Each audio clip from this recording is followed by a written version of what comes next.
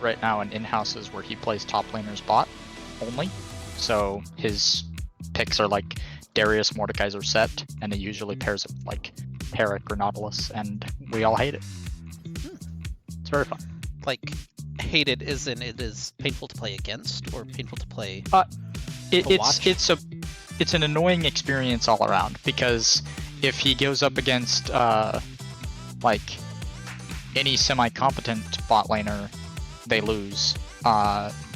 And if he goes up and whoever's on his team gets upset because he's not playing in marksman, and if he goes up against anybody who's like emerald or below or plat or below because he's, you know, semi-decent at the game, then you have like a 5-0 Darius coming at you at 15 minutes.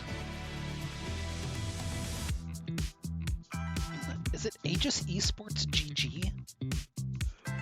I think so. Hold on, I used to. Yeah, Aegis Esports GG. Yeah, they're on my follow list. Okay.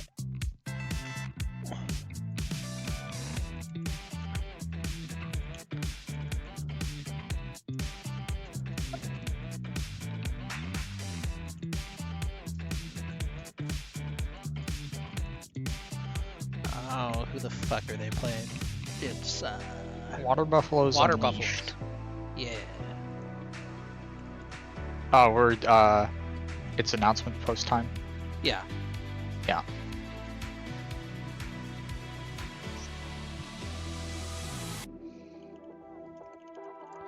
That's not the same Gordo, is it? There's no way. Really? Sure. Huh. Good for him.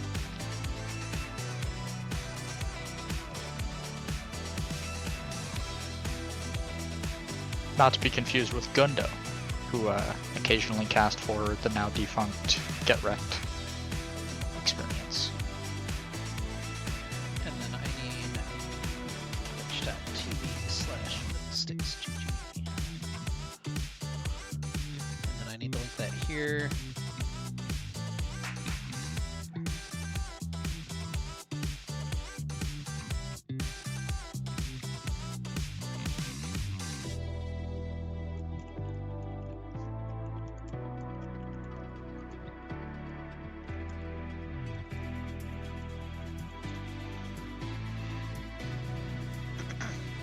Oh, this is interesting. I know like half the people on the other team as well. Yeah. Have I finally ascended in my amateur casting experience where I just universally know like everyone who's plat and below in amateur? That would be funny. There we go. I was about to ask for just a spec link. I didn't really want to draft for Rotom. I could do it, but they wouldn't like it probably. I think that's the link that I accidentally clicked, so I'm just gonna close that one and use the yeah, there's the ready button. Yeah, that's fine. I know what they play. Yeah. Give Atlas Jin in season 13 and watch him shoot. Shoot boys.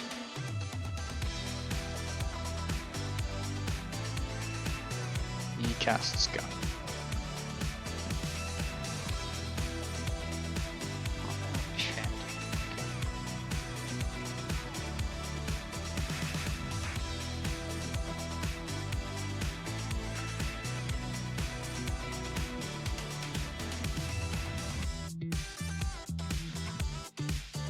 So I've always thought Scrambles had just an absolutely ridiculous summoner level. And then they managed to find someone who had a higher summoner level than him for their team, so...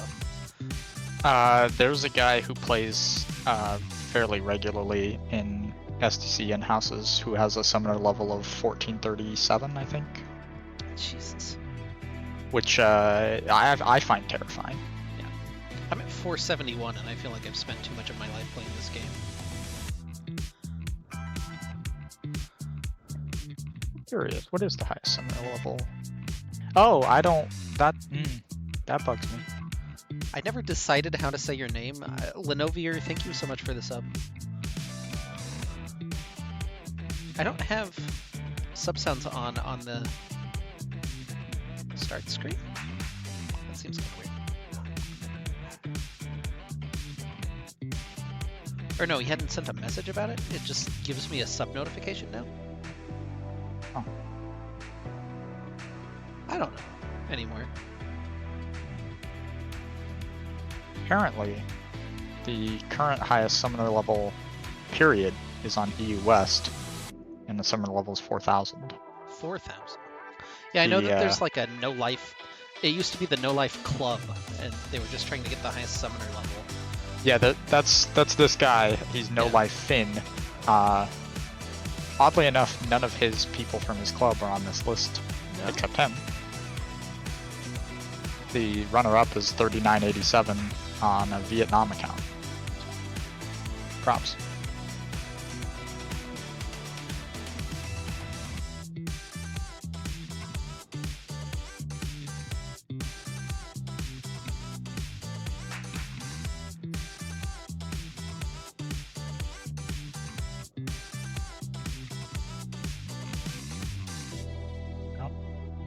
Hold on, gotta claim the Prime Gaming bundle for Honkai Star Rail.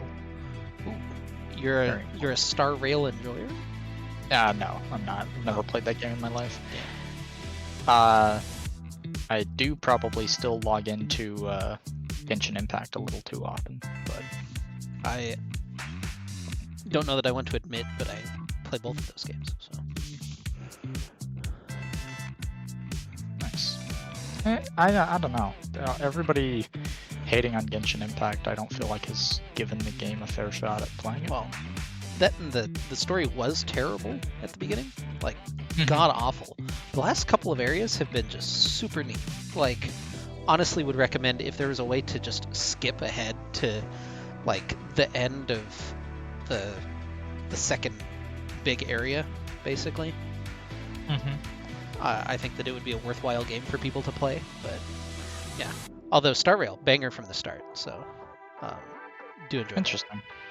Might have to give it a shot then. Yeah, the story is super neat, and there's a lot of interesting character development and plot twists and things like that. That honestly, it's pretty good writing for especially for like a mobile knockoff game.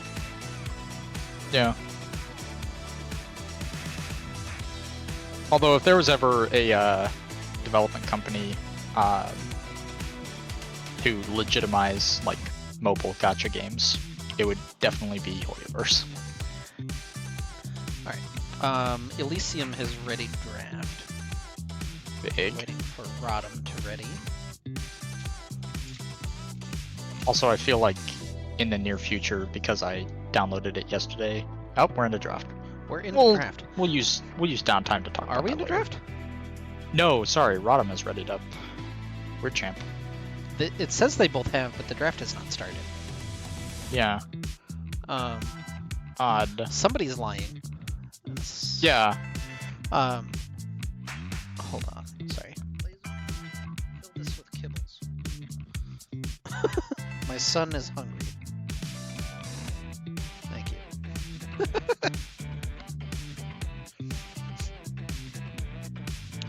Kale just rolled.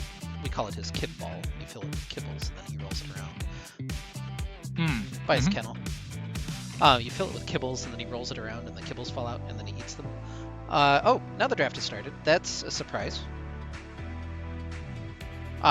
Anyway, he kicked it to my desk because it is empty, and just looked at me for a while. So I'm assuming he had a message for me. But we're in the draft for game number 1. This is Aegis Guardian League Week 4. Return to the Middlesticks Star Nemesis versus Elysium Omen. Rodham is 1-2, Elysium Omen's 3-0. I'm Maris, my co-caster's Oath tonight, and yeah, it's been a while since we've caught up with Oath, so this should be a fun cast. There's a Ziggs and a Fiddlesticks ban and a Nocturne ban, and I don't know what I'm seeing on my screen. I'll let you take it over from here. Yeah, I'm already living for that. The first ban that I actually expected is Kaisa. We're 4 out of 6, and then the 80 carries are coming fast and present. Ashe, Zaya, that's way less interesting than Blue 1 Ivern. Blue 1 Ivern. Love B1 Ivern, huge fan. I don't think this character's legal right now, personally, so I'm actually a huge fan of that. Yeah, it is kind of unethical. Scrambles has been playing a lot of tree-based champions, playing the Ivern, playing the Maokai. Yeah, quite a bit, the so- forest itself experience. Oh, hey. Oh, we're getting the double Um, forest experience. Let's go. The junglers playing the jungle. All this right. they are the jungle itself. There's Also, a Misfortune R1, which is I don't apparently a hate that. priority pick. I do. Jinx. All right. we run it. No, we run it all the way back to like season 10. I'm where so this is used. the only 2 bot laners in the game. All right. So full disclosure for everyone, I've been casting ACL pretty much nonstop for the past like 3 weeks because they've just been in playoffs and they keep winning in the lower bracket. So they play twice a week. It's terrible, but like I'm used to watching challenger players draft. This is not how challenger players draft at all. So this is very fun. But we have Jinx Braum. Elysium Moment's taken all of their time, and they've taken a Rumble, which makes a lot of sense, actually. That's pretty good. Yeah, that seems pretty fantastic. Also, don't think that character's ethical right now. Brahm's not the pairing I expected for Jinx, but it makes a lot of sense into Misfortune. And yeah, I would expect some top or mid bans. No TK. That seems targeted, but Yeah, I didn't know sure. that was an option, but it's gone. Do you need to ban Gwen when they already have Rumble? maybe they're expecting Maokai support, which is a decent pairing with Misfortune actually, and Rumble goes jungle here. Rumble jungle or Rumble mid? They might have. would They be might just weird. have more insider info than we do. Feels a bit odd, but we'll allow it for now. Elysium, though. Last ban, Olaf against Scries, and a Kled ban. So, So they're pretty confident that this Rumble is not top lane. yeah, otherwise they've wasted 2 bans, basically. And, I mean, maybe that's what it is. They're trying to force the Rumble to top or something like that. Yeah, maybe it's hey, we picked this flex. Okay, we're gonna take away the other 2 things so that it's not a flex. It's just top now. But I guess that remains to be seen. Given the pinching pool, I don't really know who we expect here. I feel like it's reasonable to blind mid because it's less punishing blinding mid in season 13 than it is blinding top. That didn't clear up And anything. That could just be... No, Swain's another completely ambiguous character in this draft of ambiguous characters we have here. Except for Misfortune. That's known. Yeah, and Rodham's pretty cut and dry wherever they're going, so... Yep. Shoutouts to known characters. I don't hate that, but it's not what I would consider amazing. Yeah, Cass is something that I've seen banned a couple of times against Rodham. I'm assuming that that's a pick that they like to play. I haven't actually seen it, so sure, why not? So we need a top laner to fill this out, unless we're going to see something very remarkable. It's probably just a tank. That's not who I expected. Alright, well... Top lane Zach's actually still surprisingly solid. Like, I think it's fine into Rumble as well, if that's what you're picking it specifically for, but you're probably not because you still ban top laners. right. Judging by the way the draft has gone, I think this is the top laner that we're about to see. Yeah, and Gwen, I don't know about the Kled matchup, but I do know that Gwen specifically just basically murders all health tanks. So the Gwen ban makes sense if you were looking at Zach, and I don't hate that. That's also kind of interesting. If you have really fast hands, you can E Zach out of his slingshot as Jace. So that matchup is in the hands of good players. That matchup's kind of unplayable for Zach unless he ever. Before we see this, I think Oath and I are on the same page. That's Rumble Jungle, Maokai MF bottom. They put Swain mid and Jace top. Yeah. Okay, we'll see if that happens, but... Alternatively, here's the only other way that I could see it going. Rumble's still jungle, it's Misfortune Swain bottom, Jace goes mid, Maokai goes top. Actually, Yeah. Maokai and Rumble are I still think you just interchangeable in that flip- scenario. Yeah. But I think that's the most straight up way that you would line these champions up, but who knows? We're on like 5 levels of flexes right now, so... well, there is a flex pick in every single red side slot except the first one. So I'm here for it. A big fan. We're into champ select draft. And the unfortunate part about having a quad flex pick comp is that normally I would fill this time talking about lane matchups, but I have like 16 different combinations of lane matchups to cover in Well, 5 so minutes. luckily we have a little diversion. We can talk about how there's a multi-Twitch link in the Rotom server in the announcements.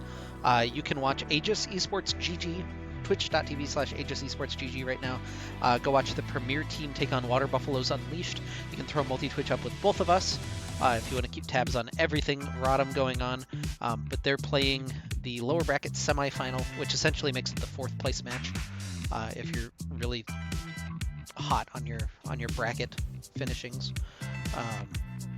But yeah, that should be pretty fun game as well. They played during the regular season. It was a 2-1 for Water Buffaloes. So yeah, should be good. We got a lot of Rotom games.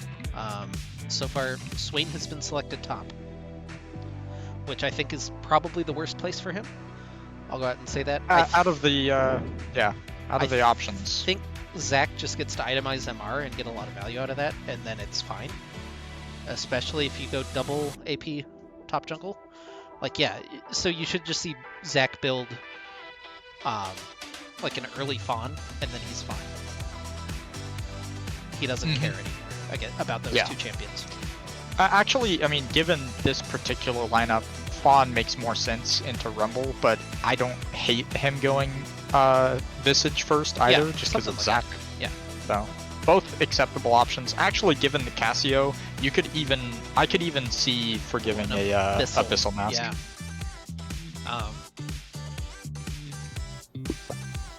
But basically, first iteming any of those is never bad here. You're gonna be facing a AP solo laner, likely, unless they could still swap. Jace swaps. Yeah, Jace is the only option to not be facing AP. So, but you'd still have 20 seconds to decide. So it's we're not set in stone yet, but I don't know why you would bother with the late swap. Really got to get in their heads, you know. Yeah. But yeah, it's a big game for Rotom. They're 1-2 right now, so just outside that playoff bubble, but still a while to go. They've also played all of the hard teams in their group by the original like draw total points thing that they did. So they should have a little bit easier of a schedule down the stretch. So if you come out of it 2-2, I think you feel really confident heading into the last couple of weeks. Yeah, I think that's fair. Looks a little bit dicier, and you've got to kind of really strap it in for the last couple of weeks. You have to finish top 6 out of 10, so you got to hover around 500 if you want to make playoffs, basically. That all checks out. I am interested to see if we do see a late swap. It doesn't look like we're going to, so Cassio Jace is interesting because you can actually get a guaranteed Cassio ult when he queues in on you. You will always be facing that character during that animation. Oh, they are still swapping. Alright, well. Alright, interesting. Is this the Rumble support of Legend? But they still have 7 seconds. I mean, Equalizer into bullet time doesn't sound like a lot of fun, but neither does, nope, that's it. Alright. I was gonna say, neither does, Maokai ult into bullet time. What's it? Oh. Grasping Roots? Nature's Grasp. Nature's Grasp. Man, so close. Yeah, same thing. Grasping Roots is, same idea, Siren E. Yeah, and then, Ivern's is Root Collar. A lot of Vine themed champions in the game for whatever reason. Rumble support for game number 1 for Elysium. Huge fan. Love it. I think the Braum is pretty high value then. Absolutely. That is that's pretty fantastic actually. But yeah, very explosive at level 6. We'll have to see what happens, because traditionally, when champions sting level 6, Rotom are no longer in bottom So that's something to keep an eye on. But Yeah, there's a decent chance they actually just get to completely dodge this wombo if everything goes to plan, so to speak.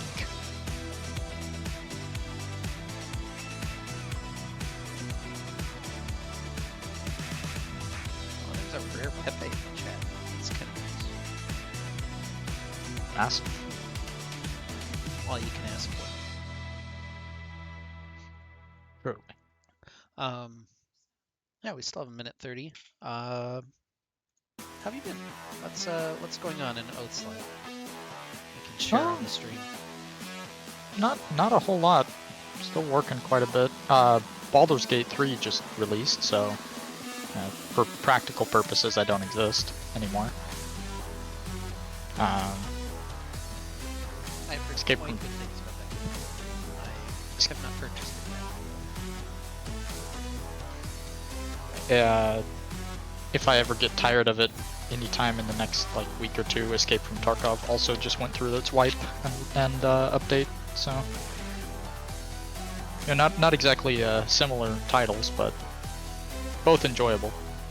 yet. Sometimes you just gotta no-scope someone with a fireball. Occasionally. Outside of that, not a whole lot. Sunroof on my car keeps leaking, so I've been slowly working my way through all of my potential fixes for that. Well, that sounds unenjoyable.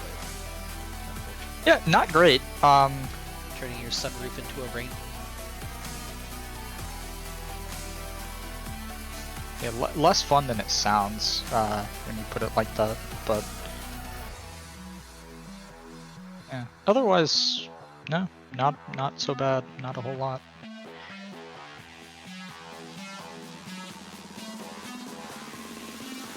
I'm wondering what Scramble's pathing is going to look like this game.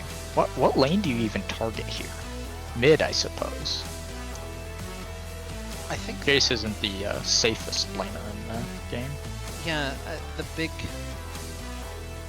thing of it is usually there's not a lane that's being targeted by Star Nemesis, but we'll see if we have a little different game plan today. Oh, the triple first strike, MF Jace Maokai.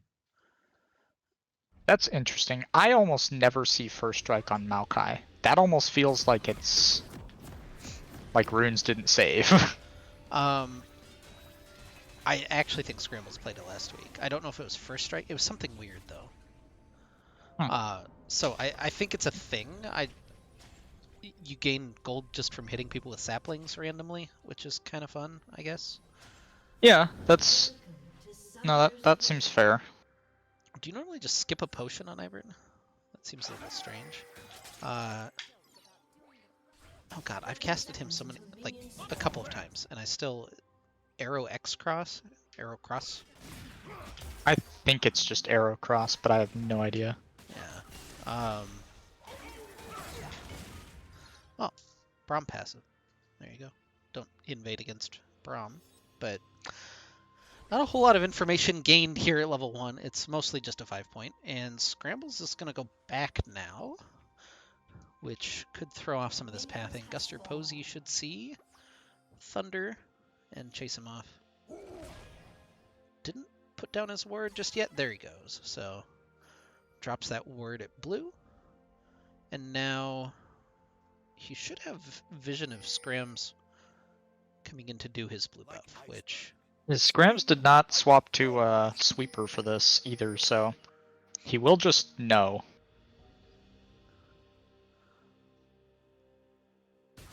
Very interesting. So he started well, he's tagging his wolves, then his blue, and then his gromp, and then he'll head back to his wolves. Oh, he's even going to smite his blue for level 2.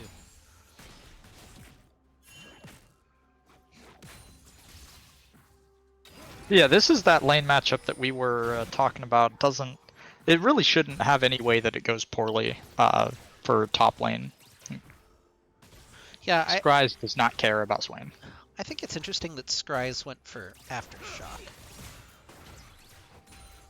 I'm trying to think what else he would go necessarily, but I don't feel like Aftershock is the call. Yeah, I'm not. I've seen top lane Zac go Conqueror, and it Yeah, I be was gonna say effective. I've seen Conqueror. I could get around Grasp. You don't get to really proc Grasp against Swain, so that feels Yeah, fine. Phase Rush seems like it would exist, but I don't know. He's just less kind of effective than you might think it is. he's just kind of getting bullied so far, which is a little unfortunate. Yeah, I mean this is just the ranged into melee matchup for top. It doesn't really matter which ranged and melee they are, unfortunately. Yeah, shoving the bottom lane though for RTM, Atlas and Sayer trying to put Aerocross and Dilly underneath their tower early on. Scry's just trying anything he can to pick up some of this CS. He's already going to be behind 5, although he's got a mini wave crashing in, so maybe he can grab some of those. Yeah, he won't be in too bad a shape.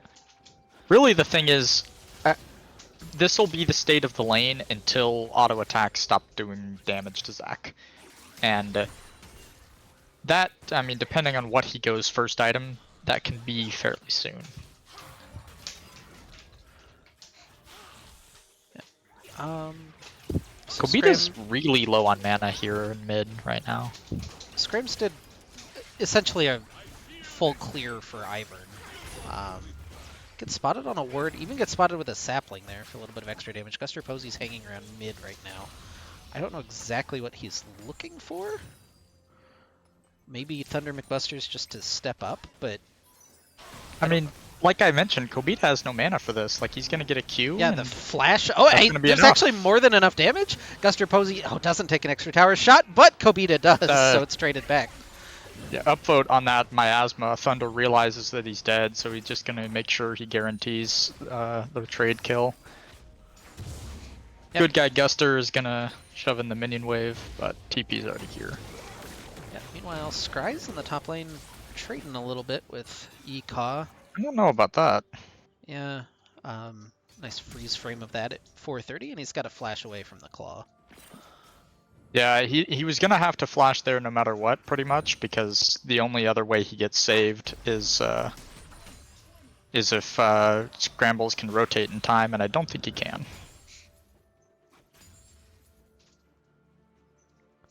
Well, 1-1 on the scoreboard. It's about 1,000 gold lead though for Elysium Omen. It's mostly top lane farm, straight up, and the extra gold from First Blood. So keep an eye on all of that. Yeah, a standing assist and a little bit more farm for Guster Posey as well in comparison. That is just, that's not fun to play into. Yeah, Swain can stay pretty... The other side of the coin. So Scry shouldn't really die to Ekaw, but by the same token, Ekaw shouldn't ever really be under threat in this lane. No, this war of attrition is for how much farm and early XP can Ekaw deny Scry's before Scry's stops caring about him.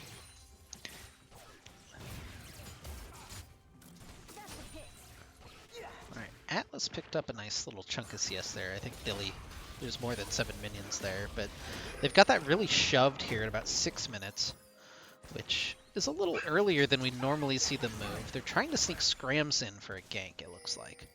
That's the big play. Meanwhile, Guster Posey is back in mid. Thunder McBusters doesn't have his flash right now. The Miasma not doing a huge amount, but he's got the Petrifying Gaze under tower. Kobita's going to fall, and now he's looking for Guster Posey as well. A little bit of damage being layered in from Betty Whitesnake, and she'll eventually find that kill. Yeah, that was a really interestingly timed flash from Kobita. I know what he was going for. He knew if they were going to have a shot, he needed to be able to dodge the Petrifying Gaze, and it turns out after the flash, he moved just a bit too far forward and starts eating tower shots after getting hit by it. So yeah, so a really good influx of gold onto Thunder McBusters now. 3-1, he has every kill and every death for ROTM, and he's well on his way to his Rod of Ages. So I was right about mid lane being the target, just not from the Return of the Middlesticks side. Yeah, he's double stacking. It looks like he's got his tier plus he's going Roa. The good old days of double stacking have returned. Yeah, nature is healing type beat. No Athene's Unholy Grail to start off with, though. And I'm never will really again. not sure how that Q hit Swain and not that cannon minion, but that feels bad. Yeah, this is the good old uncontested first dragon going over to Elysium Omen, but the swap is in progress.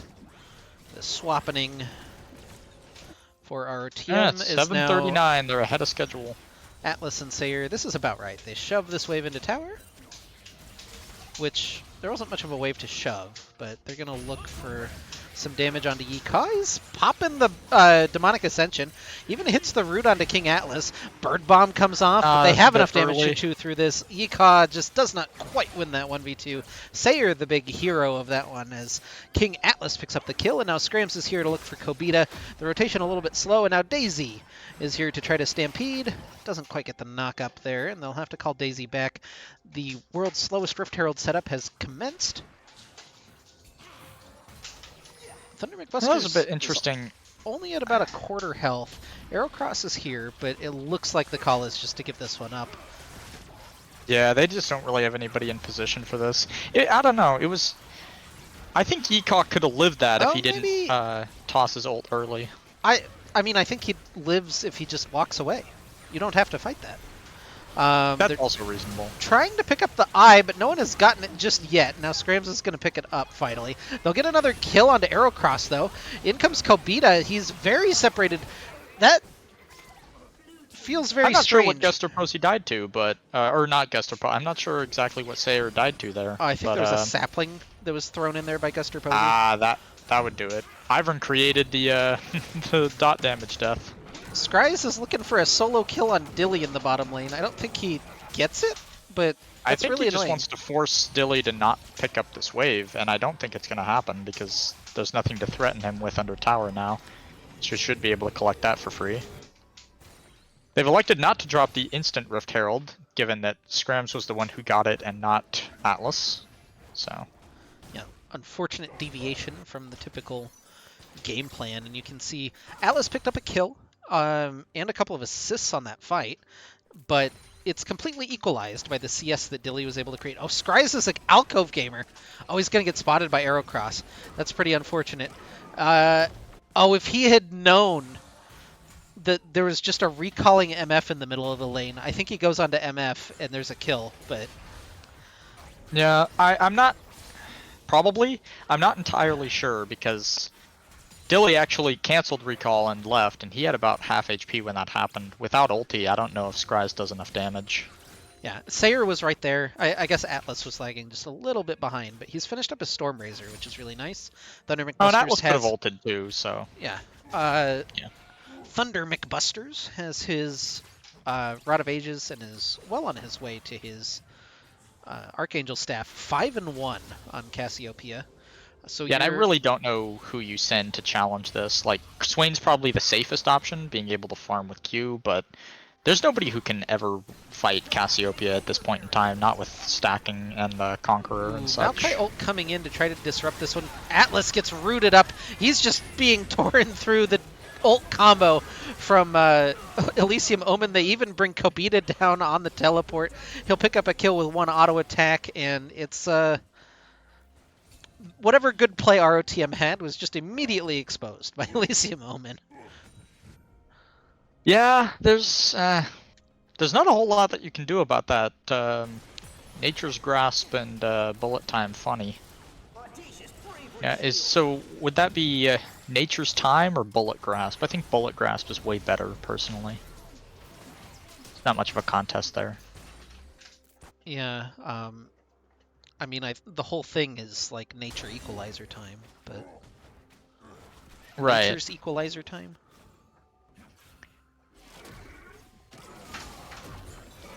Let's see. It's Nature's Carpet Bomb.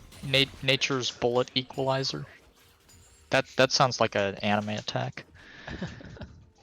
I don't know.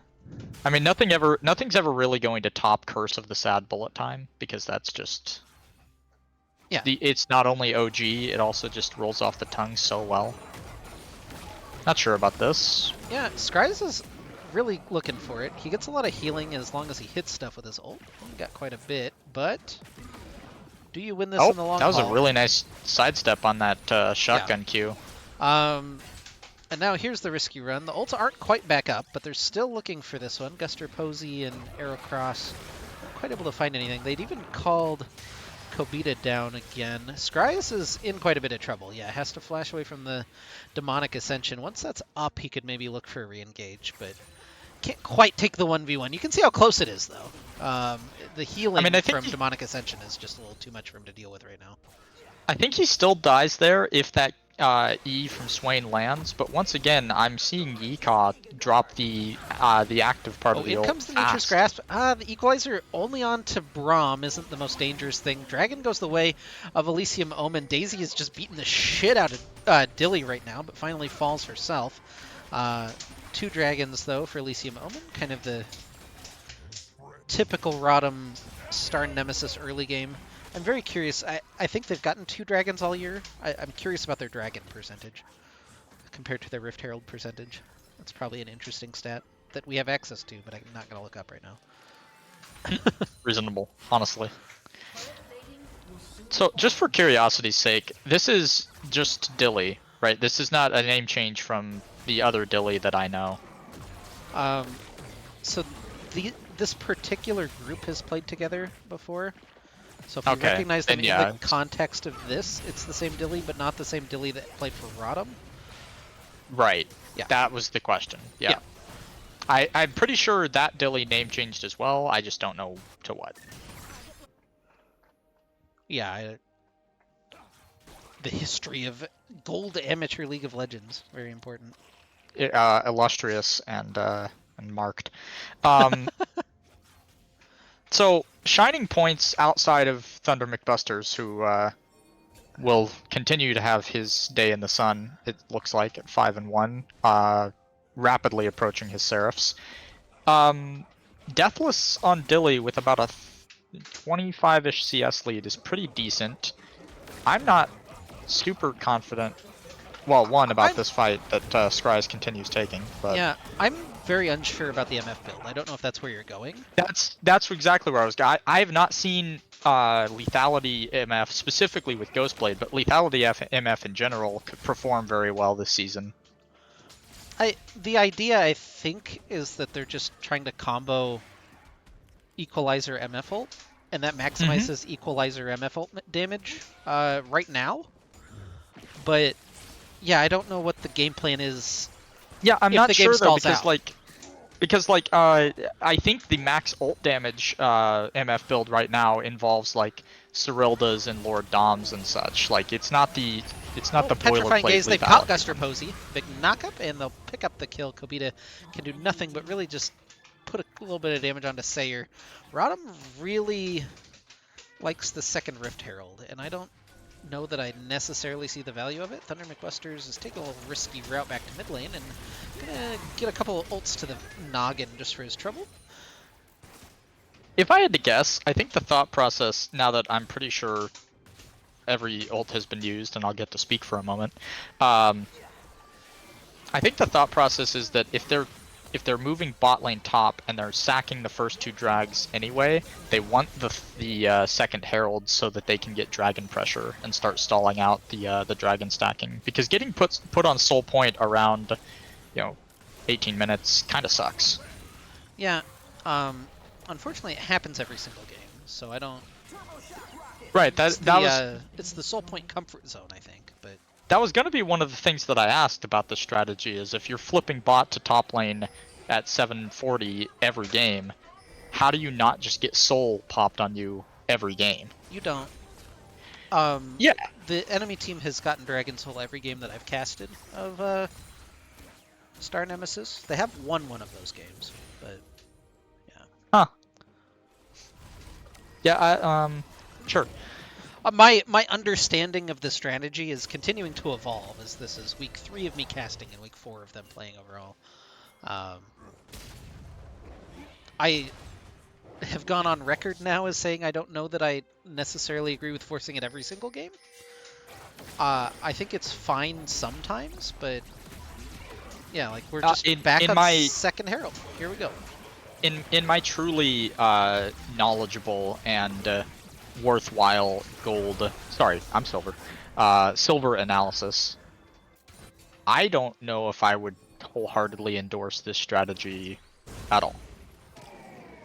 I think in the particular instance that you're getting your ass beat bot lane and you can't stay in lane at like starting at 5 minutes, then sure, So flip it, get some gold onto your ADC. The goal, and when we've seen it work, it funnels a shit ton of gold onto King Atlas.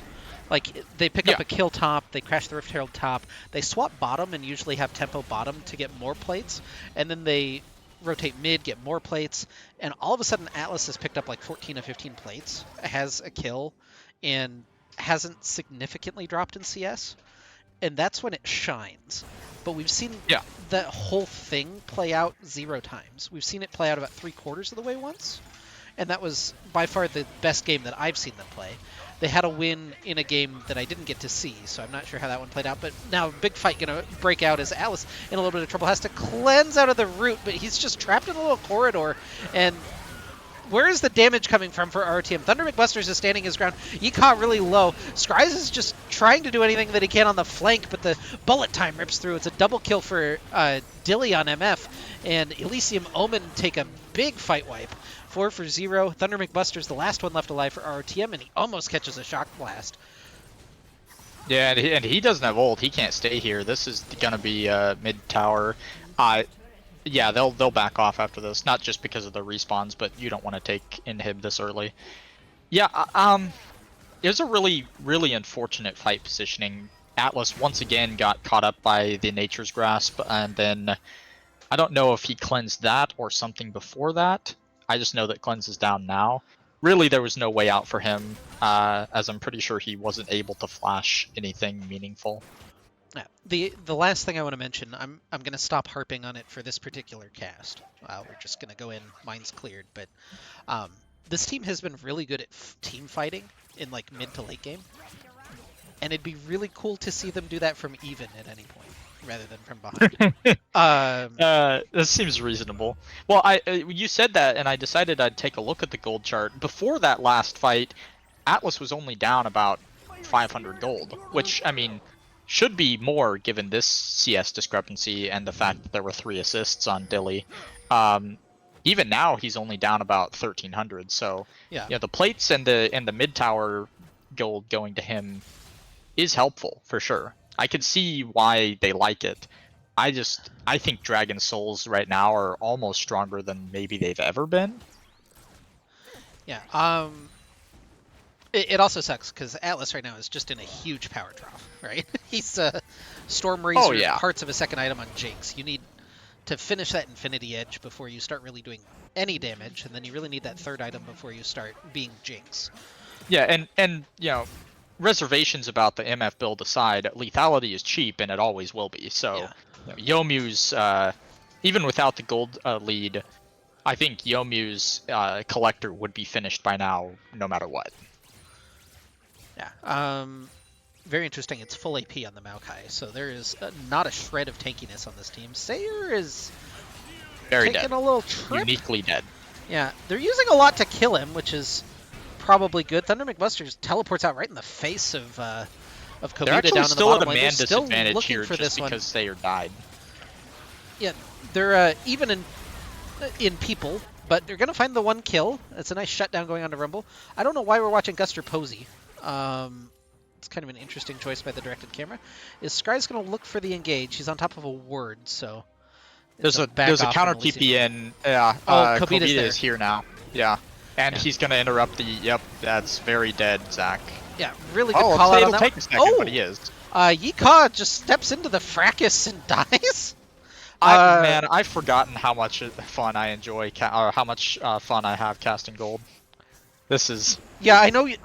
Originally, when I was telling you, I think you were a little disappointed that we weren't doing ACL, but these are bangers, you know. So it's 9 to 11 kills. Never forget. And Elysium Omen is up 6,500 gold, but there is an 8-1 Cassiopeia on my screen, with, what is that? 80, 72%.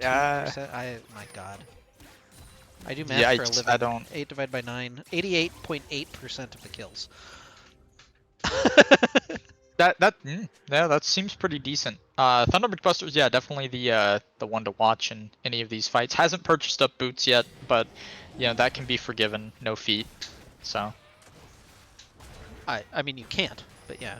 it, that Oh, that's I'm making sure that I don't know what I'm doing. I'm sorry. no, I'm in on the yeah. You're in on your own joke. Great. That mistake would have happened if it was me. That mistake would have happened like 3 or 4 seasons ago. But I haven't been away from League for too long. Oh, Scrambles is away from So, League for Scrambles 36 dead. seconds, unfortunately. Yeah.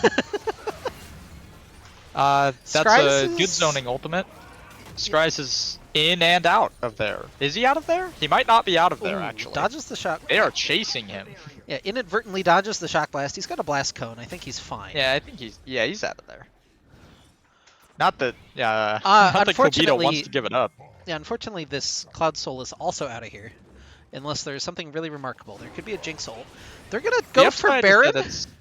Yeah, the upside is that it's Cloud Soul. The downside is that It's Cloud Soul. like you don't need 5 people to kill this dragon. Swain is gonna walk in here and just ulti. Yeah, there it is. Yep. He did it. Bullet time.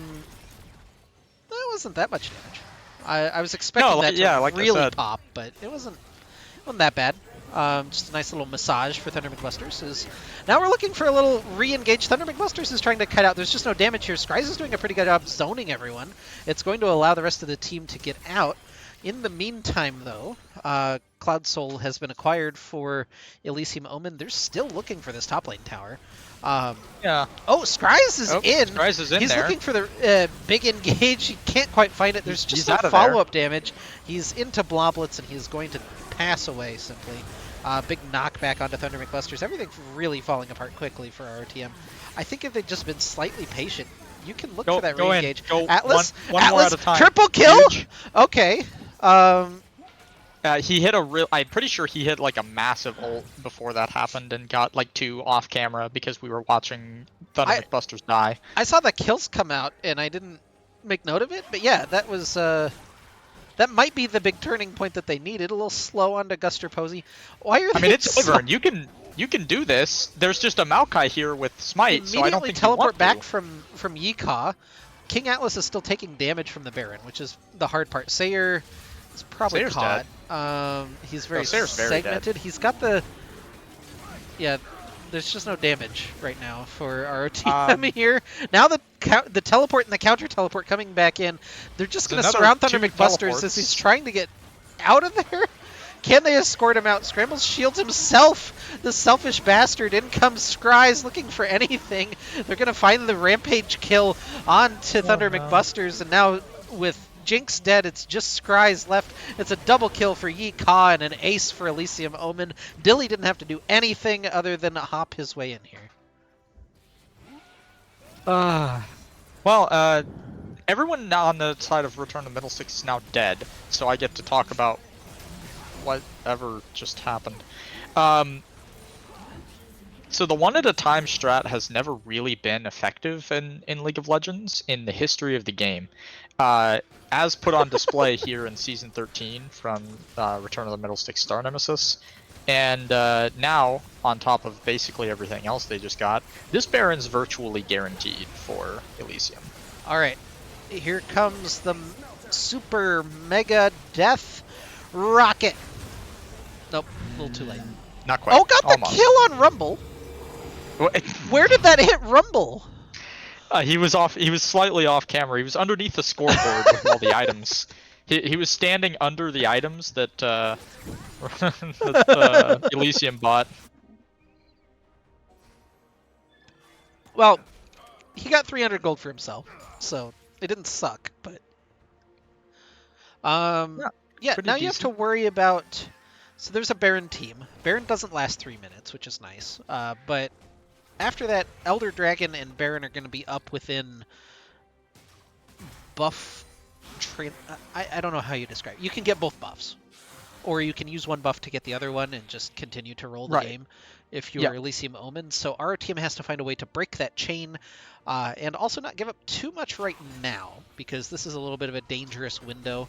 Although King Atlas has 3 items, Thunder McBusters has 3 items. They're both picking up things to make them... I was going to say safer, and then I saw King Atlas had purchased a Last Whisper, so never mind. But Thunder McBusters has an Aegis. He's building an Abyssal Mask, so he's going to try to stay a little bit safer in these fights. I think the next team fight, with this Baron up, I think the next team fight decides the game. And it Thunder might be happening now. McBusters is going to get caught here. Is there enough healing to come through? Dilly falls to the dot damage plus the... How did Scrambles pick up the kill? Redemption. Oh, the redemption kill. Okay, yeah. The classic. You know, honestly, this full damage into Anathema's Maokai has me feeling some type of way. First Strike Maokai, new tech, love it, huge fan. You never kill this guy. You have no damage between the two of you. Yeah. He's not even gonna ult because you're not worth it, is the problem. Yeah, King Atlas just kind of lightly poking everyone here. Kobita getting a little bit low, and he's in the wrong form now. I don't think you really want to be hammer form. No, he's good.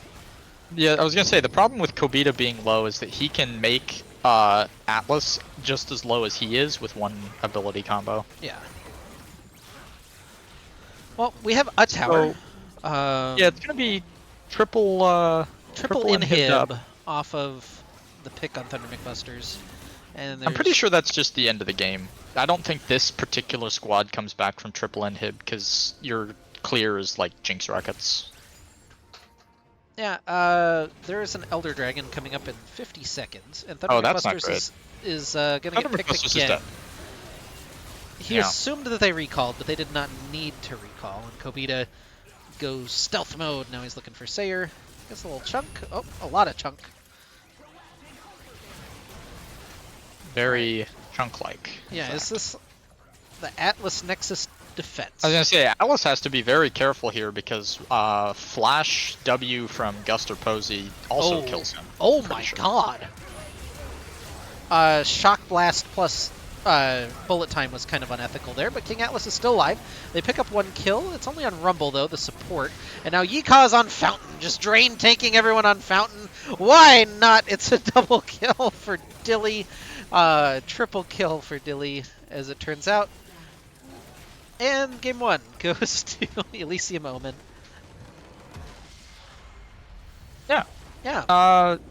That was pretty solid execution. I can't say that they really necessarily took anything that Rodham didn't give them, but I also don't really feel like Rodham shot themselves in the foot too many times this series, except for when it started falling apart, which was, oddly enough, the point in time at which we identified it was all falling apart.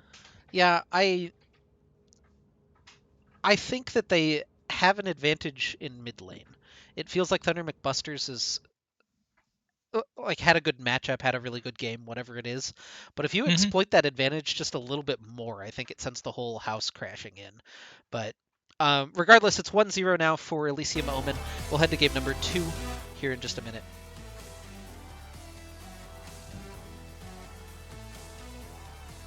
Let's check in on Premier. They are currently trying to end the game. I like that. It was really, really close, like 18-18 specifically, and then they got 5 kills, and the Nexus blew up. Honestly, that's how the entire last series that they had was. Yeah. The games were just close, and then the Nexus exploded, and Rodham won. Yeah. In fairness, when it was 18-18, they had about a 3.5k gold lead. No, they were doing well, but also I didn't know this. So you know how sometimes whenever you enter like a spectated game, your league client stays open, and it just says, you know, like reconnect or whatever. Yeah. If the spectated game that you're watching ends, you can actually see the scoreboard and who won if you tab out and look at your client if it stayed open.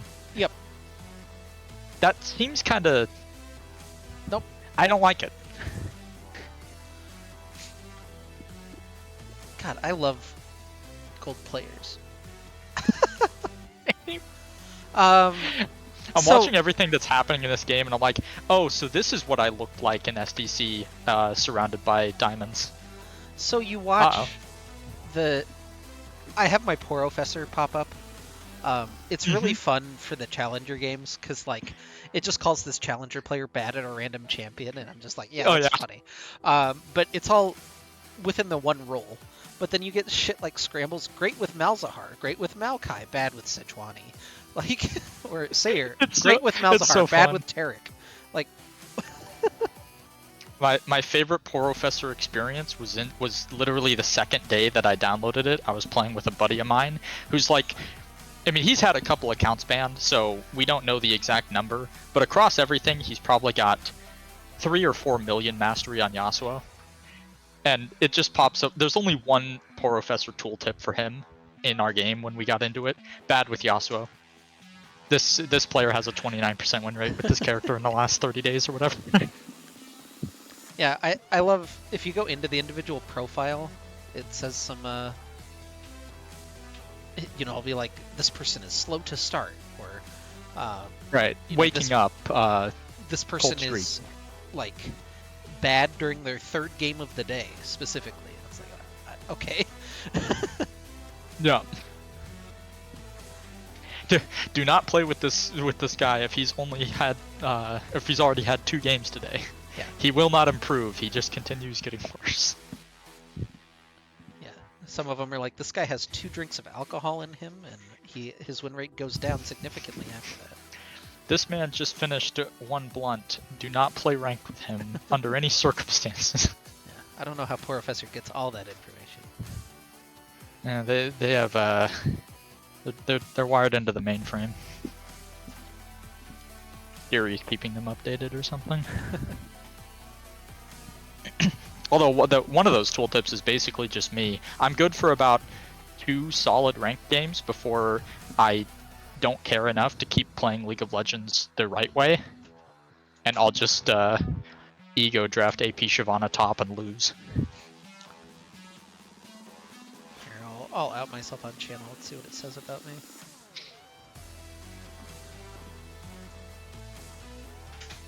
I'm on a cold streak. That's all it's got. Okay. Could be worse. There.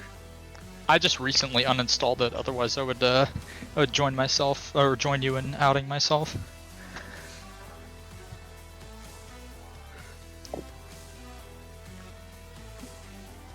So I'm not sure what, because I don't dislike the draft, and we've done a fair bit about talking about Star Nemesis's game plan.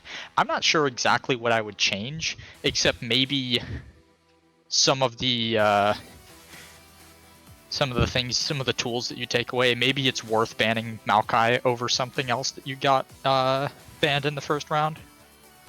Or maybe you swap to red side and you make them pick between, a couple different things. If they beat one Maokai, then, you can draft accordingly. Because it felt like they sort of drafted accordingly for the MF with the Braum, but then they were never really in a situation where he could do any protecting because they were both rooted by Nature's Grasp. Yeah, I think there's some wisdom to that. I don't know if you ban Maokai what you're left with exactly. Right, because I mean, you're already banning 2 what I assume are either comfort picks or 1-tricks from the opponents, which are Ziggs and Fiddlesticks, and then Xayah all around quality character. I'm guessing. Yeah. So you have to be trading something. You probably don't want to leave Fiddlesticks up if that's who you're worried about being put in a jungle. So maybe you just let the Ziggs through, or care less about Xayah.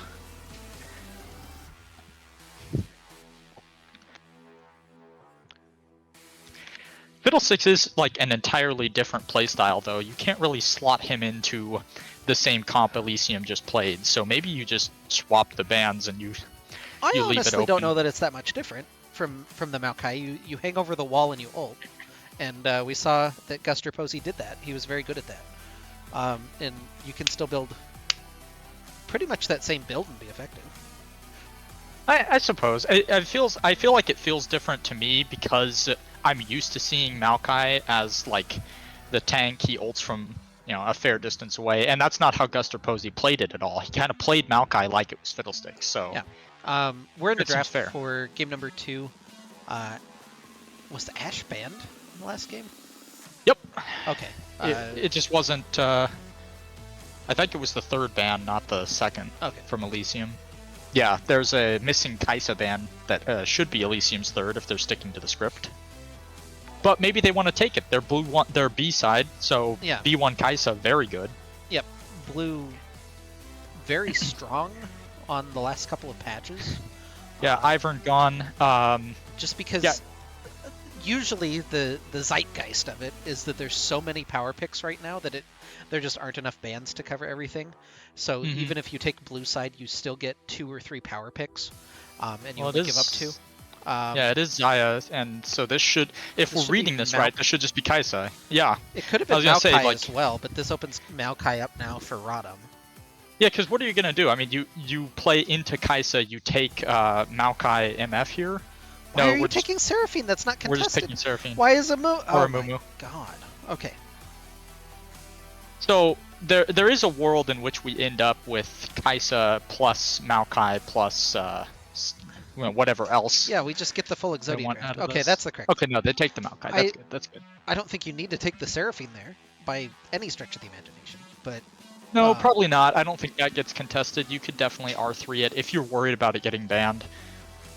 The question here is whether or not Elysium run back the Rumble +1, or if they want to go for something else. Because Seraphine does change things a little bit, just not a whole lot. That would be new. Drongo! Not Troll Chief, Troll King. King. And the Rumble. Trundle and Rumble in the same game is not going to get confusing for me at all. Yeah, I'll just use their summoner name. It's fine. Really good combo. Trundle really good with like poke comps, because you throw the pillar down and then you just throw the poke on top of it. People can't dodge it. So you can go. You shouldn't go the AP Kaisa build, but you could go the AP Kaisa build and then Rumble. You just throw the red carpet on them after that. It's kind of devastating, and by kind of I mean completely. And we're playing Sona Seraphine in the current year.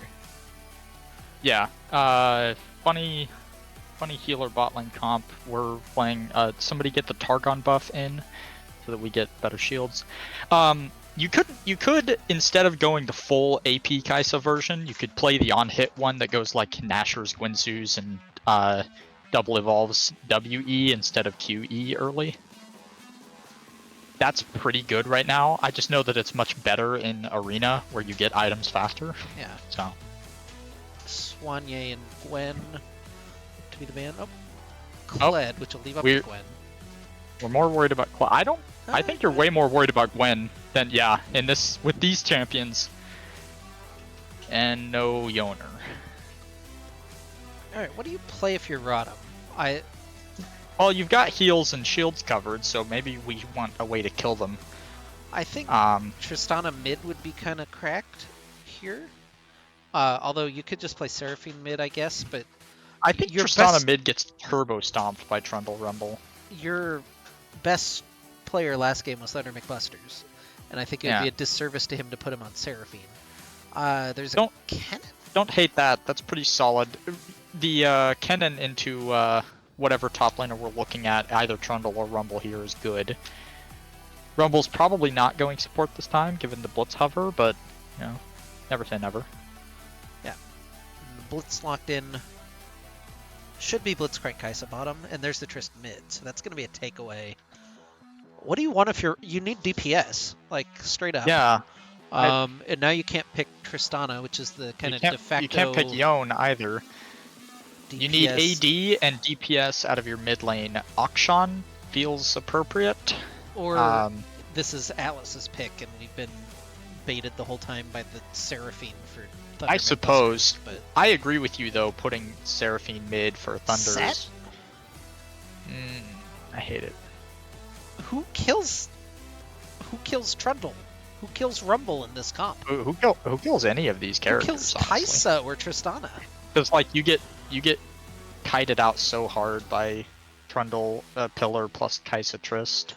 So Sona Seraphine was really good. You play it with stuff that needs to run at them. So Yeah, the Maokai makes sense, but you really the want... good Maokai take away quality, and then the second half of the draft kind of... Yeah, the usual champions, like, the classic one was Hecarim, right? Because you do 1 billion damage and you get to go really fast and kick people in the face. And you just play Hecarim, Sona... it was Sona Taric. Sona Seraphine's the same thing as Sona Taric, IMO. But... yeah, you're trading a little bit of agency and defense for just a genuinely annoying amount of range and poke. Yeah, plus the Encore. Plus the Encore. Yeah. Yep. Encore, funny, good. But, like... Works. Your whole thing seems predicated on you're just going to lock people up in a big AoE and kill them with Kennen. Which means that Kennen is your big DPS threat? Or... you're going like mathematically correct set, and then you're just gonna try to blow them up with a set W? That's my question. Is like, I play more set than almost anybody I know. I would never voluntarily put set R5 into any of these characters. You don't get to play the game in this lineup. Like, Rumble's your best matchup, and that one's Rumble's your best matchup. You get lane countered hard by Trundle. Rumble goes even, and that's if you don't fall behind early. And then Kaisa Tristana are two of the hardest characters to one combo as set in the game. Because that's the way I play set. I mean, I'm dive set. I ult somebody with the right angle into the ADC, and they just pop. You can't do that to either of these ADCs. Well, we have an interesting game ahead of us. I really like Elysium Omen's logo. I'm just going to shout that out. It's a really nice logo. Yeah, it's very clean, as admiring that earlier. I wish it had more... Alright, so something I'll criticize. I like our logo. There's not much nuance to it. Like, what you like in a logo is there's a little bit of symbolism, you know? Like, somehow we fit the ROTM into his forehead stitches or something like, you know, ridiculous like that. But there's nothing quite like that. It's just Rodham. But yeah, there's not much to Elysium Omen. It doesn't scream Elysium or Omen to me. It just, but it's really pretty. I like the little flares on it. It's less a logo, more an icon. Like, Yeah. I could see it being like sitting on an iOS table, and you're opening it as an app. Like, That's pretty solid. Like, I can kind of see if you turn the bird sideways, it's an E for Elysium, maybe. Like, something like that would be kind of neat.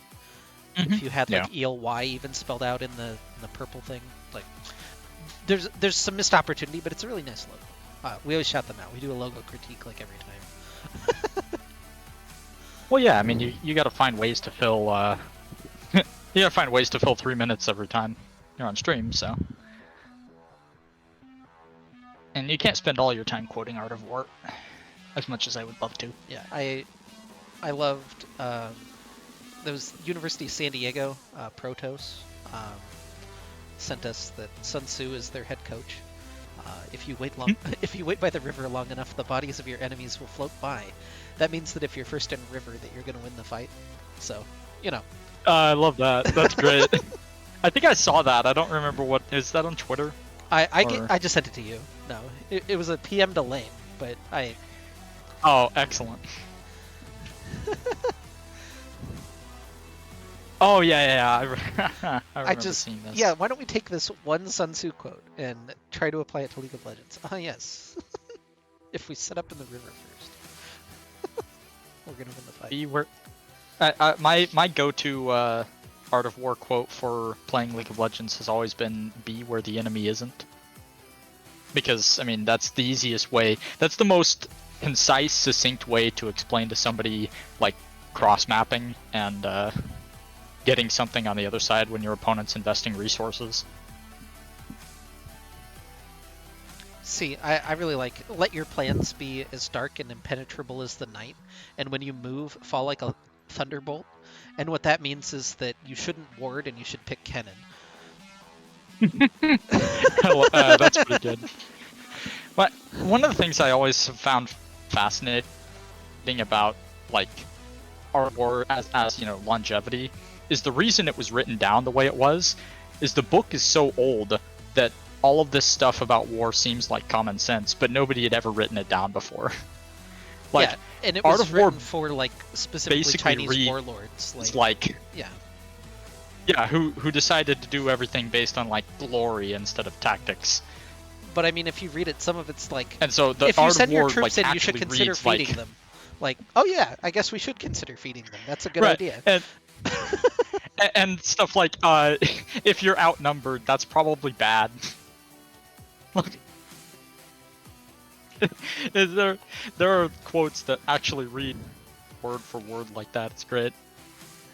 So I was less than enthusiastic by the end of draft. So instead of spending the next 2 minutes explaining why I'm not enthusiastic about it, there are some upsides to Return of the Middlesticks' draft. We identified the Sona Seraphine lane, which is borderline unplayable unless one of them gets hooked constantly or repeatedly. Like, they do have to actually dodge Blitzcrank, but if they can do that, then you know that combo is good for a reason. And even a 2 or a 3-man encore into Slicing Maelstrom will just end a team fight. It doesn't really matter how the rest of it's executed. Yeah, it just seems particularly important upsides being that you're what they able to are. get both Kaisa and Tristana in any of your combo, which is hard to do. Those champions shouldn't be together on top of each other at any point. But if they are, you win a fight automatically by just throwing some AoEs at them. It does feel like, unfortunately, and this seems to be something that Return to the Middlesticks just does across the board, no matter what year or team we're watching. The execution, the harder execution is on Return to the Middlesticks' side. Like, not only do you have to not fall behind in lane, otherwise your comp kinda doesn't do anything, you also have to play all of the fights with really good positioning and really good vision. Because you don't really get to front to back super well as this squad. People are like, oh yeah, Set, good frontline champion. He's not. That character is dog at frontline.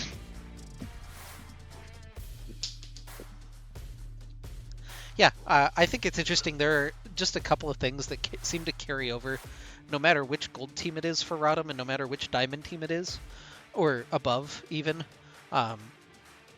As we just watch Kooky Crook just be an insane person in top lane for the Rodham Premier team. Yeah, Kooky Crook, the new Tendies 2. Yeah, confirmed. It's just a big Tendy stiff. Even before that, we had Hoarder. That was the same thing. Like yeah. There's Rodham top laners coin flip experience. Yeah, there's only 2 Rodham top laners. It's either I am an insane person or I play Ornn. Yeah. You know, oddly enough, I began, and still in a lot of ways at my core am I am an insane person Rodham top laner. But whenever I'm playing against anybody who isn't straight up worse than I am embody I am Ornn. Or Shen. I prefer Shen in my case because I have game impact, but yeah. Yeah, that's a Vbon paradise right there. The only two champions are Ornn and Shen. Here we go. On to the rift for game number 2. On the blue side is Elysium Omen up 1-0, looking to close out the series. And the red side, wearing the red health bars, is Return to the Middlesticks star Nemesis. And Herder, we have Blitzcrank Let's Invade. Yes. They are grouped up and it is looking locked. to hook. Do we have anything cheeky, or is this just the standard level 1 invade? This is actually kind of interesting, because Thunder McBusters is very slightly slower. Oh, he definitely spotted them. Oh, the flash hook, though, from Arrowcross hits him. He's got to blow his flash. He doesn't blow his flash. He just W's. All right. Honestly, if he W's after he flashes there, he lives 100%. There's zero way that they kill him once he flashes under tower and then gets the shield. Or if he just flashed the hook in the first place, but That too, yeah. I That was one's a giving him hard the benefit ask, of the yeah. doubt that he didn't see the flash hook coming, and then there's still a way to get out of it afterwards, but I'm curious, so they're pinging summoner spells. He did not mention Dilly doesn't have flash, and now Guster Posey doesn't have flash. Those are things that are yeah. actually exploitable, in that Scrambles could just go bottom lane and maybe look for something. I don't know that you have enough damage between Atlas and Sayer and Scrambles, but like, I think you do with if you no go flashes on Dilly's Arrowcross, you gotta try, right? yeah, at level 4 with a second point in Q for Scrambles and empowered Q from Atlas, they have enough damage. That's a pretty tight window given how early the flash was blown for Dilly, but it's very doable, clearing top to bottom. So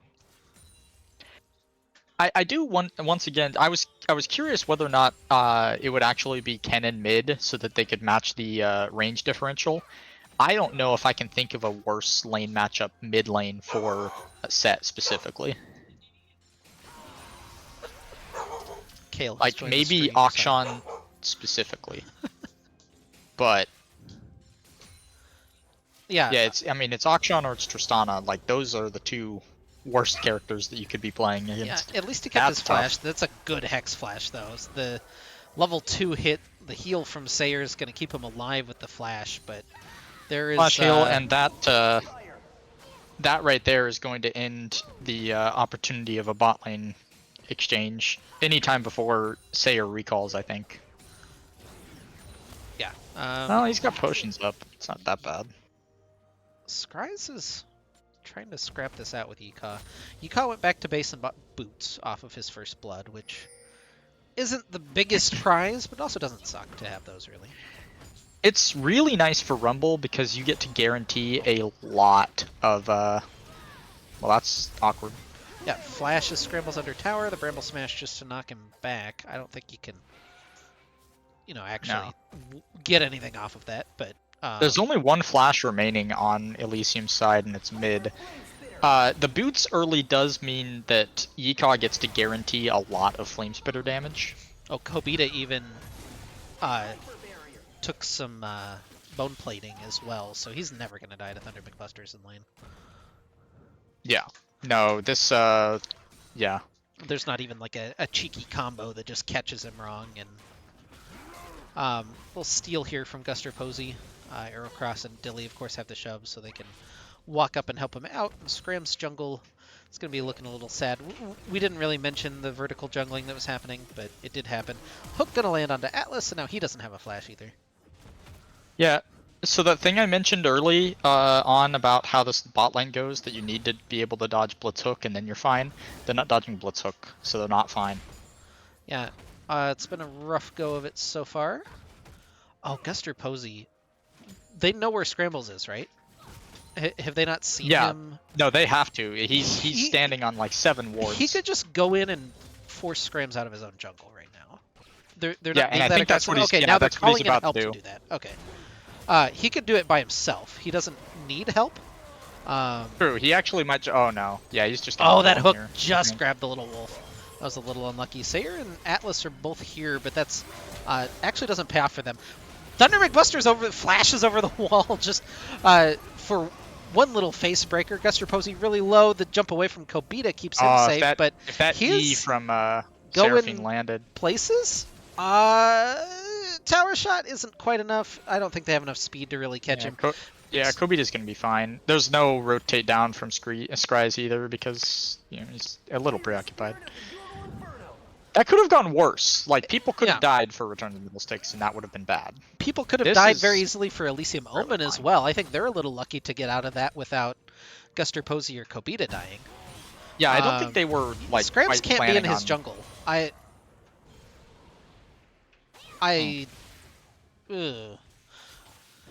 So Trundle just wins this matchup all the time. There's never a point in time where Maokai gets to play against that character. But you're Maokai, so you're just more useful than him eventually. Is the strat. Thunder McBusters is probably dead here. He's level 6. He could maybe pull someone back into the tower with him. No. Well, Guster Posey. I mean, beats him Guster to Posey death. flashes there, but other than that, yeah, there's no real upside to what just happened. I could see the thought process from Thunder McClellan. He was trying to walk behind Guster Posey, but the slows were enough that he couldn't, and the flash was well timed. Scrams is on top of a ward, so Yeehaw gonna find him. I don't know think about they win this. this one. On top of the Rumble ult, a lot of damage coming through from Scries, but now It's he is just, there's out just of not enough damage, damage. Yeah, and he is dead. Scrams is 200 health, limping away from he the has fight. he has another one of those, right? Electro harpoons. Yeah. Oh, it doesn't matter. He didn't actually have another one. He must have used it on the wave. Sayer going to get hooked in the bottom lane. He still doesn't have flash, but Dilly can't quite find that last auto that would have been the big pop. It wouldn't have killed him, Yeah. but it's the big pop. Yeah, without another electro harpoon there, he doesn't get to do what he did. So, you know, he died accordingly for that, and that's some nice gold back. Was that a shutdown quite yet? I think it was just Yeah, a it little was. one. Yeah. Yeah, I mean, it's extra 150. We'll take it. 450 gold is pretty okay. Yeah, and it goes on to Scrams, who really needed the gold at this point because he's had Absolutely. one quadrant of his jungle stolen already, and probably will have more of it stolen if Guster Posey has anything to say about that one. Dragon number 1 summarily goes to Elysium Omen, and now this is the big moment for ROTM. Are we going to see the same strategy try to play out again? Because it's 7:30. This is the wave they have to clear under tower and then rotate if they're going to. But they're going to lose a lot because Dilly and Aerocross are already shoving. I don't think you do. Not with Sona Seraph, because how do you kill Rift Herald? Like, I mean, sure, but it has to be kind of uncontested because neither of them are in a position to, like, fight over it right now. They don't have the DPS. Yeah, Scrambles is looking for Yeehaw maybe in the top lane. He went back to base and bought a Blasting Wand, so he's headed for Demonic Embrace. Yeehaw is caught and is going to die. No, he's got the flash over the wall. Well played by Yeehaw to get out of there. Oh, Kobita! That's a really oh early my W. god. That's such an early W. That was really well done by Kobita. Now he's got the reset on his rocket jump. One more auto, but the minions are able to help. It's gonna be traded out. I really didn't expect Kobita to go in like that afterwards. Like, set passive ticking, you trade there for sure. I think Thunder McBusters just wins that outright if he holds W a little bit longer. He's at least being respectful. He bought his Ninja Tabby. First. Yeah, that's really important for this lane. Nope, another hook onto Atlas. There it is. Ignite was a little overzealous. You never get that kill. I don't know about never, but Dilly couldn't stack up the auto attacks. He wasn't quite in the right spot. I think without Blitzcrank ulti, it's a never. Personally. This is, yeah, it's the, my autos don't do damage because you have bone plating experience. But with that plating, or plated steel caps, he is getting to trade a lot more effectively now. Yep, now the two junglers are going to run into each other, but Yeehaw is also here to drop the red carpet down. Thunder McBusters has to walk back over that, and Scrambles is going to be roasted, as he's wont to do. 2 kills for Elysium Omen, and they'll pick up a Rift Herald as well. Yeah, that was just a really effective roam. Yeehaw uses Flame Sputter, which is ungodly wave clear, gets the shove in on Scries, and walks over.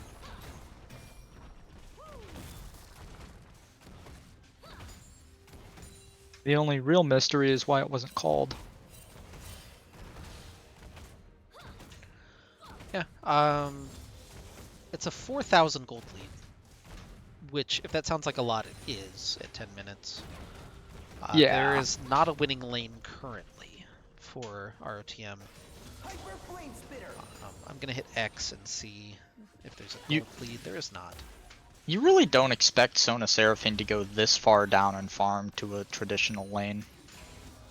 Yeah, Aerocross has been just disgusting with the hooks on Blitzcrank. He's really applied good pressure to Sayer and a King Atlas and not allowed them any breathing room under this tower.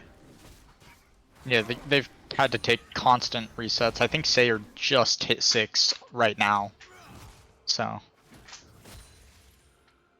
Well, what's the play if you're ROTM? What are you looking for here? Well, huh. I don't really know, honestly. Like, Yikaw's a little bit too big to risk going up and trying to get Scry's back in control of that lane as the Kennen, and it seems pretty futile working against any of the other characters on Elysium's side. Ooh, Dilly There's even not a went lot of damage coming out of the bot lane. Yeah, Dilly even went static shiv, so he's going to just clear this wave and be able to go wherever they want. It's a 3-man squad here for Thunder McBusters. He's got the ult back into tower range. He might not survive, never mind. Good chunk really of damage nice, from the explosion from Kobita. Really nice fake sidestep on the blitz hook, but he just takes too much damage and doesn't work out for him. Scram's, well, gonna get hooked. I think he gets out of this way. If he W's back into Trundle there and then hits the blast cone, he isolates it. He also could just kill Guster Posey and then turn onto Aerocross, but not wanting to trade himself at this point, it looks like. Yeah. But yeah, I'm not really sure what the game plan is here. I was trying not to be too negative about the way this draft works out for Return of the Middlesticks, but we're seeing it on display here. I mean, you really have put yourselves in a very difficult position to play. Well, and these are the two premier carries right now, Tristana and Kai'Sa, and you gave them both over by virtue of your draft. And then, like, Rumble is very highly thought of. So the two weird picks are the Blitzcrank, which is the perfect counter to your bot lane, and the Trundle, which is the perfect counter to your jungle. So your whole draft, you got what? It's really just that you're not trading anything. Like drafting with this many prio picks available in League of Legends is about trades. You get. You also have to be able to play them. Probably killed here. Is something else. This is going okay for Atlas and Sayer. Yeah. They're alive. I mean, you can tell how badly Atlas wants to trade back, and he's just not able to by virtue of his champion. Yep. Now in comes the potential dive to bottom lane, but Thunder McBusters teleports in and says no. Kobita has the rocket jump away, and there's just no agency for ROTM right now. So they I think that's the big thing that's missing. Like your star player who you want, like your whole season's game plan has been around getting Atlas ahead, and then you put him on a champ like Seraphine where he doesn't really get to do any playmaking. Well, and then last game your star champion was the Cassiopeia for Thunder McBusters. He had a great early game. He was outputting a billion damage late game, but just, didn't have everything set up in his way. It was maybe a little over aggressive. Whatever it was. But now he's on set in not a good set matchup. He's doing okay. He's died 5 times, which is bad. Don't get me wrong. But he also has been pretty focused for having died 5 times, the fact that he's even within spitting distance of the CS lead that Kobita should have on him is pretty impressive. Yeah, Scry's is now going to be in trouble as he gets the carpet dropped on him. Slicing Maelstrom, ineffective at best, and Yikop gets the kill. Ah, man, just watching some of the interactions happen to the champions that Rodham is playing in this game feels so... It feels demoralizing to have it be this unplayable. Yeah, Thunder McBusters is stuck underneath his tower. He's having his resistances drained away. Guster Posey is just taking up tower. They kill the tower. They kill him as well. Meanwhile, in the bottom lane, the Scrambles tried to get something done with King Atlas, but they get the flash and the... just the flash out of Dilly, it looks like, in the ignite out of Aerocross. But it's all that they're going to be able to gather for their trouble. As now Kobita continues sieging towers, which has been his big strategy the whole game as well.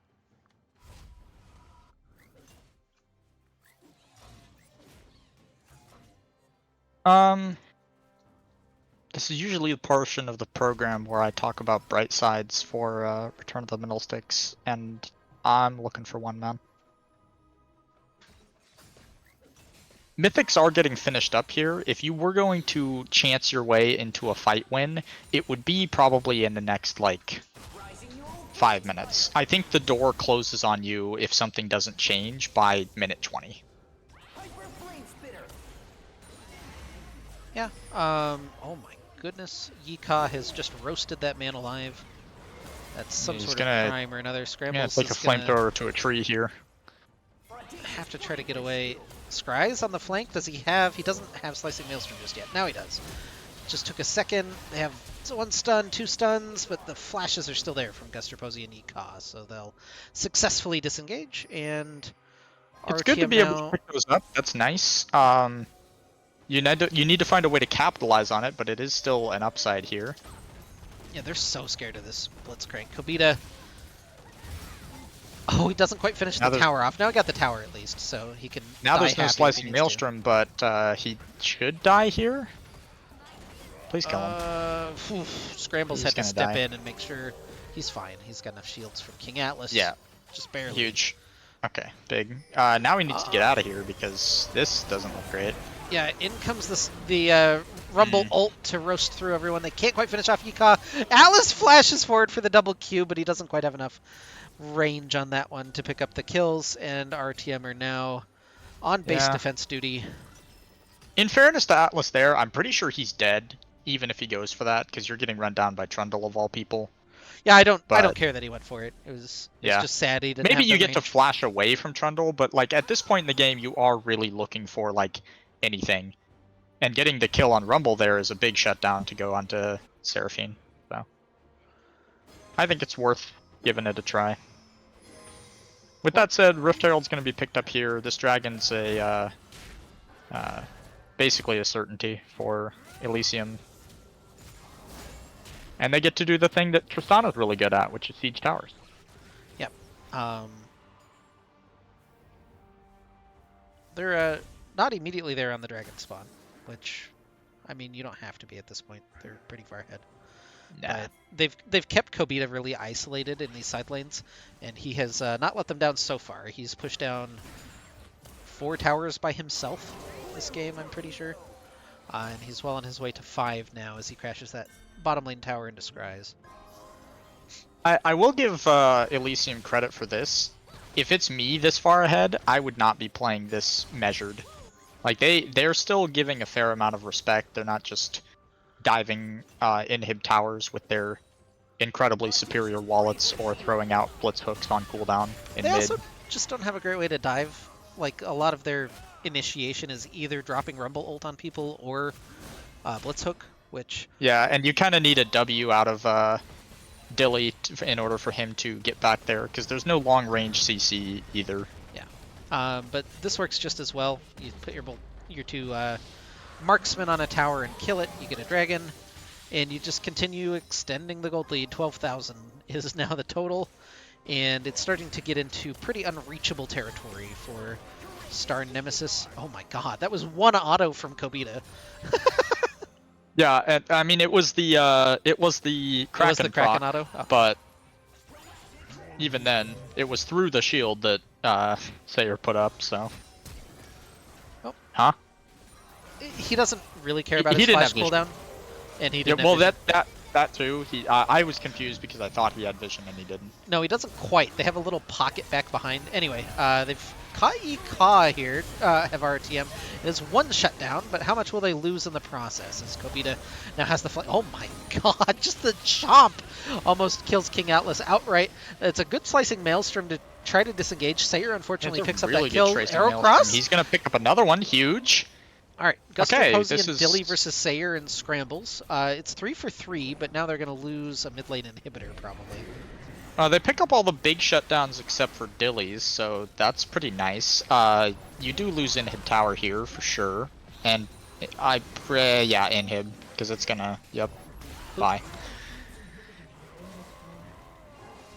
But I mean, hey, they're getting things where they probably shouldn't really be allowed to get things. So Yeah, unfortunately, after that, the gold lead is exactly the same as it was before the fight happened. So no ground gained for ROTM.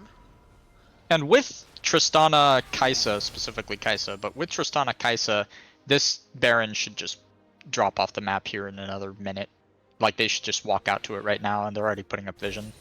Dilly is going for the full AP build, by the way. The old school, as of one patch ago, AP build.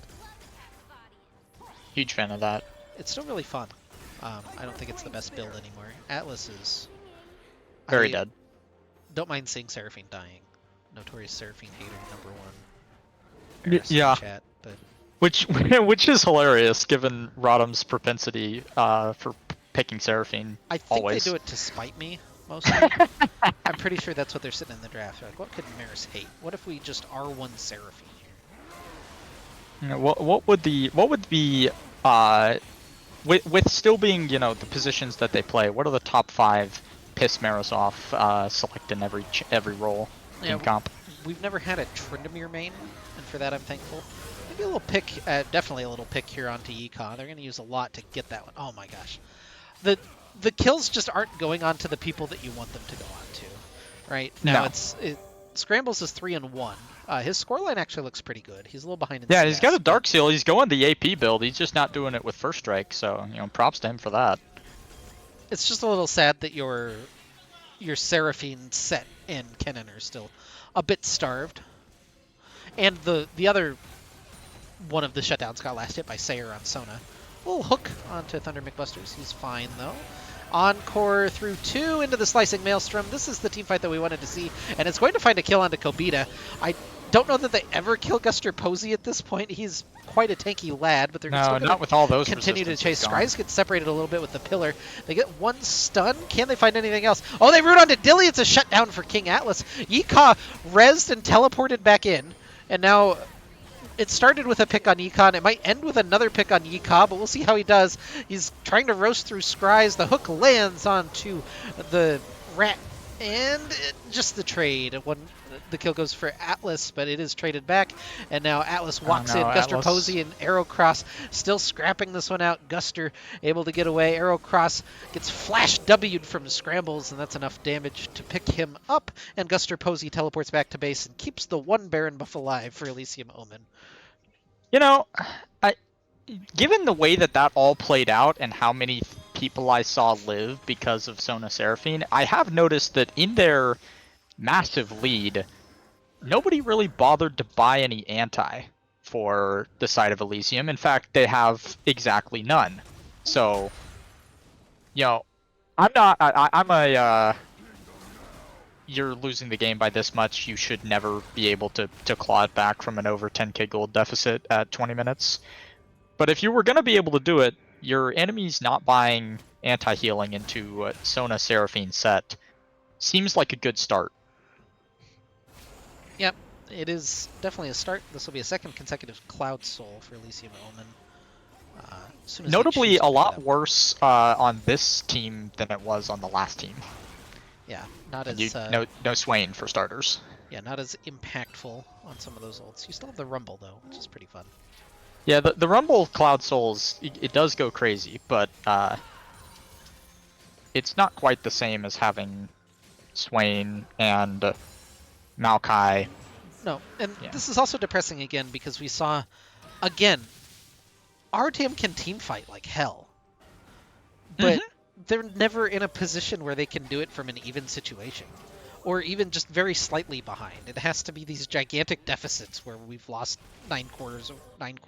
It's not challenging if we're not 1 foot in the grave.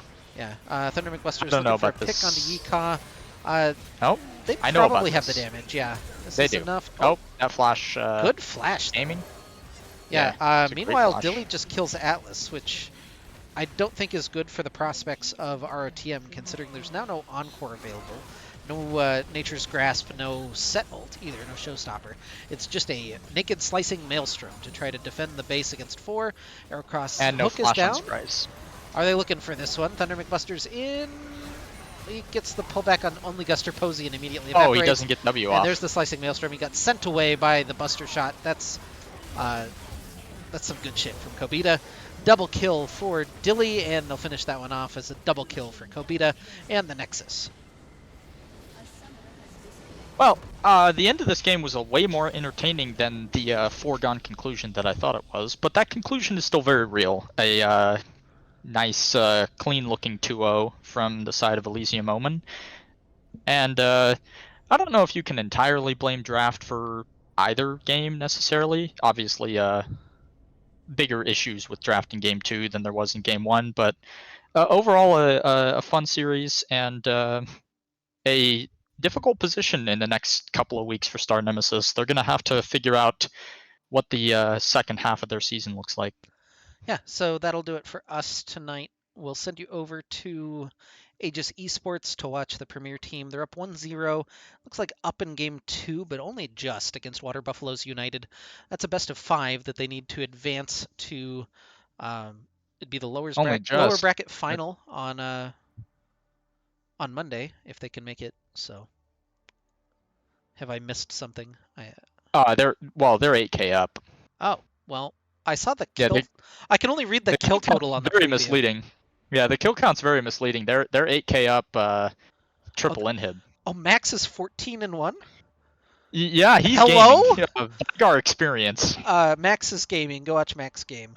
Bye. Max gaming? Max gaming.